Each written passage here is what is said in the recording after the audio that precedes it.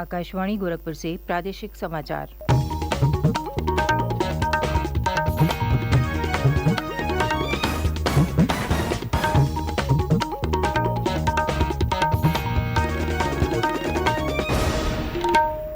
नमस्कार। समाचार बुलेटिन के साथ मैं सुकीर्ति अस्थाना। पहले मुख्य समाचार।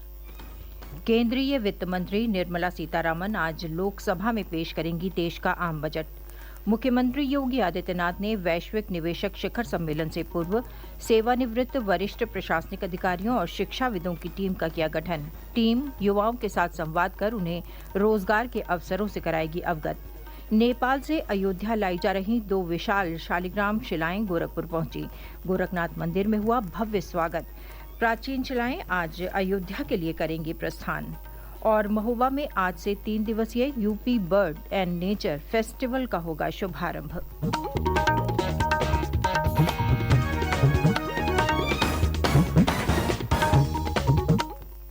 और अब समाचार विस्तार से।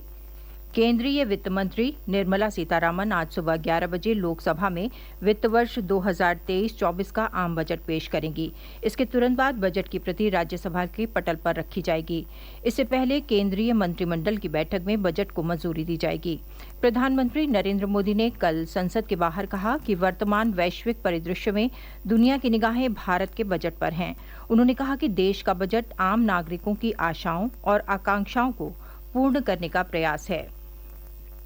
आज के वैश्विक परिस्थिति में भारत के बजट के तरफ न सिर्फ भारत का लेकिन पूरे विश्व का ध्यान है। डावाडोल विश्व की आर्थिक परिस्थिति में भारत का बजट भारत के सामान्य मानवी की आशा आकांक्षाओं को तो पूरा करने का प्रयास करेगा ही, लेकिन विश्व जो आशा की किरण देख रहा है उसे वो और अधिक प्रकाशमान नजर आए। मुझे पूरा भरोसा है निर्मला जी इन अपेक्षाओं को पूर्ण करने के लिए भरपूर प्रयास करेंगी।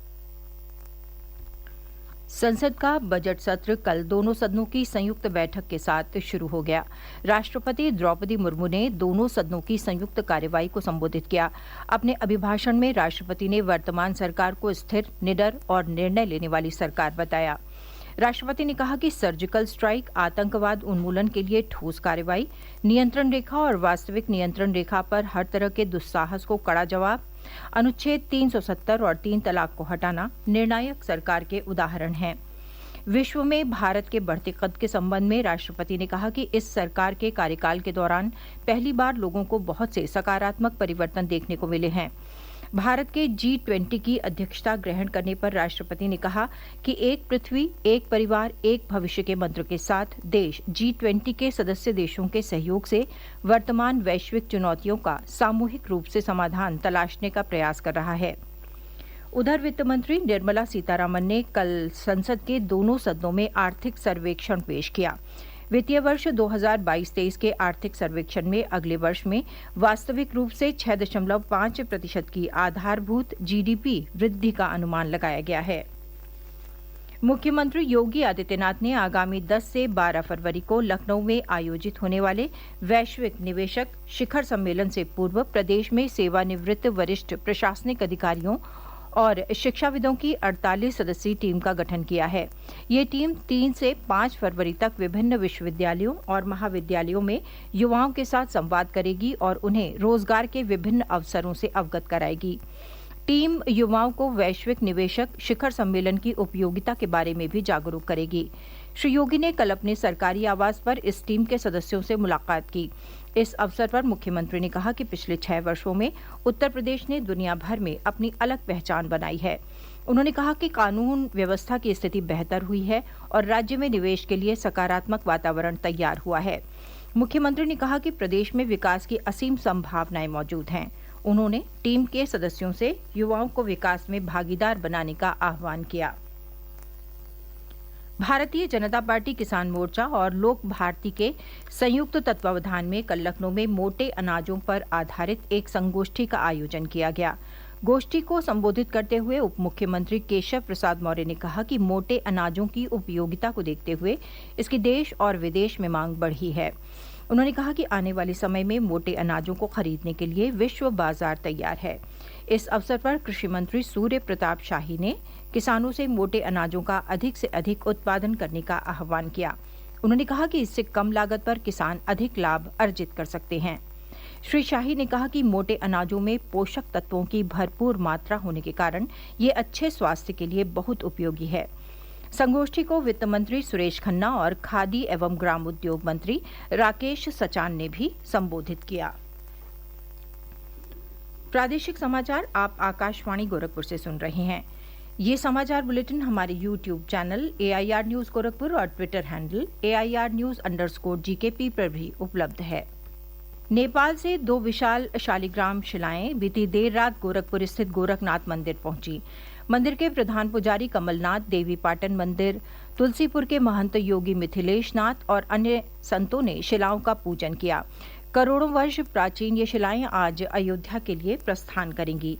इन शालिग्राम शिलाओं से अयोध्या में निर्माणाधीन श्री राम मंदिर में भगवान राम और माता सीता की मूर्तियां तलाशी जाएंगी। नेपाल की काली गंडकी नदी से लाई जा रही ये शिलाएं बिहार के मधुबनी, दरभंगा, मुजफ्फरपुर, मोतिहारी और गोपालगंज जिलों से होते हुए कल शाम करीब 7:30 बजे कुशीनगर के रास्ते राज्य में प्रवेश की। कुशीनगर के सलेमगढ़ टोल प्लाजा पर शिलाओं का भव्य स्वागत किया गया।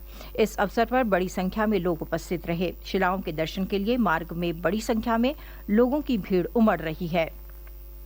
सिद्धार्थनगर में चल रहे कपिलवस्तु महोत्सव के चौथे दिन कल आशा और आंगनबाड़ी कार्यकर्त्रियों के नवाचार सम्मेलन का आयोजन किया गया। इस अवसर पर डुमरियागंज के सांसद जगदम्बिका पाल ने कहा कि भाजपा सरकार में आशा बहनों और आंगनबाड़ी कार्यकर्त्रियों का मानदेय बढ़ाया गया है। उन्होंने कहा कि वो हमेशा आशा बहनों और आंगनबाड़ी कार्यकर्त्रियों की मांगों के समर्थन में खड़े रहे हैं। इस अवसर पर धनघटा के विधायक गणेश चौहान, कपिलवस्तु विधायक श्यामधनी राही और सूरतगढ़ से विधायक विनय वर्मा भी उपस्थित रहे। बुंदेलखंड के महोबा जिले में आज से 3 दिवसीय UP bird and nature festival का शुभारंभ होगा। पर्यटन को बढ़ावा देने के उद्देश्य से महोबा जनपद में पहली बार इस महोत्सव का आयोजन किया जा रहा है। UP bird and nature festival का ये 7वां संस्करण है। आयोजन के लिए महोबा के विजय सागर पक्षी विहार में सभी तैयारियां पूरी कर ली गई हैं। महोत्सव के दौरान पक्षी विहार में बड़ी संख्या में पर्यटकों के पहुंचने का अनुमान है। इस दौरान वन्य जीव पर्यटन, प्रकृति संरक्षण और फोटोग्राफी जैसे विभिन्न कार्यक्रमों का आयोजन किया जाएगा। हमारे महोबा प्रतिनिधि ने बताया है कि विजय सागर पक्षी विहार में इस समय बड़ी संख्या में विदेशी पक्षी आए हुए हैं। रूस, कजाकिस्तान, चेकोस्लोवाकिया जैसे देशों में ठंड बढ़ते ही हर साल नवंबर माह में बड़ी संख्या में पक्षी बुंदेलखंड आते हैं और फिर फरवरी के अंत तक यहां से वापस लौटते हैं। विजय सागर पक्षी विहार में इस समय लालसर, मटामर, करुल, पनकौआ, पनडुब्बी, जलमुर्गी, घोंघिला, सारस, नकटा, सींग, दोंख, चम्मा जैसे अनेक प्रजातियों के पक्षी देखे जा सकते हैं। आकाशवाणी ने प्रधानमंत्री नरेंद्र मोदी के मन की बात कार्यक्रम की 100वीं कड़ी के प्रतीक चिन्ह यानी लोगों के डिजाइन के लिए आवेदन आमंत्रित किए हैं। प्रविष्टियां भेजने का आज अंतिम दिन है। प्रतीक चिन्ह को डिजिटल प्लेटफॉर्म पर डिजाइन किया जाना चाहिए, जिसका उपयोग किसी भी प्लेटफॉर्म पर किया जा सके। विजेता को 1 लाख रुपए का नकद पुरस्कार दिया जाएगा। इस बारे में और विवरण mygov.in पोर्टल पर उपलब्ध है। वाराणसी में अगले माह आयोजित होने वाली G20 की बैठकों से पूर्व कई जागरूकता कार्यक्रम चलाए जा रहे हैं। इसी कड़ी में संपूर्णानंद संस्कृत विश्वविद्यालय के विज्ञान भवन में G20 से संबंधित पुस्तक मेला और क्राफ्ट चित्र प्रदर्शनी का आयोजन किया गया है। विश्वविद्यालय के कुलपति हरे राम त्रिपाठी ने कल प्रदर्शनी का शुभारंभ किया।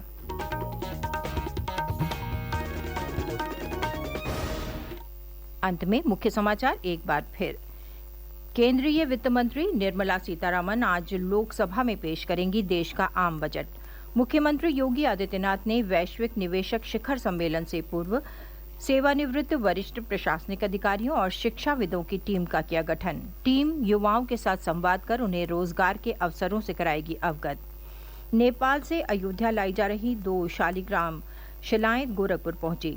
गोरखनाथ मंदिर में हुआ भव्य स्वागत। प्राचीन शिलाएं आज अयोध्या के लिए करेंगी प्रस्थान। और महोबा में आज से 3 दिवसीय UP bird and nature festival का होगा शुभारंभ।